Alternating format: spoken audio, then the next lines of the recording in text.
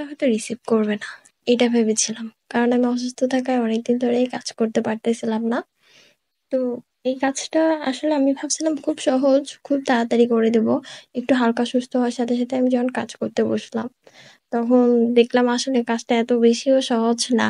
আহ কারণ হচ্ছে রংগুলো মিক্স করা, শাড়ির ফার্স্টে যে একবার যখন শাড়িতে কাজ করা হয়, তখন হয় কি দ্বিতীয়বার করতে গেলে সেম টু সেম হয় না।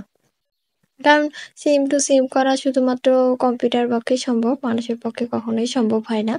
তো আমি হচ্ছে কাজ করতেছিলাম, ফার্স্টে আমি ফুল এঁকে নিলাম, তারপর তার উপর আবার বেছে দিলাম, তারপর হচ্ছে আবার রং মিক্স করে করে ফোনে ছবিতে দেখতেছিলাম মিলছে কিনা, তারপর আবার হচ্ছে হালকা ছিটা ছিটা ওয়াশের কাজ করলাম।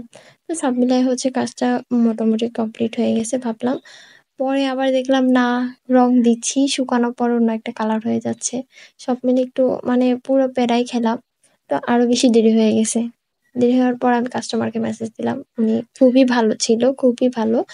উনি আমাকে বললো সমস্যা নেই, আপনার আহ, যখন ভালো লাগে তখন করবেন। তো এটাই হচ্ছে ফাইনাল লুক। আর কাস্টমারের সাথে সাথে হাতে পেয়ে পরে আবার ছবিও পাঠিয়ে দিয়েছে, খুব পছন্দ করেছে।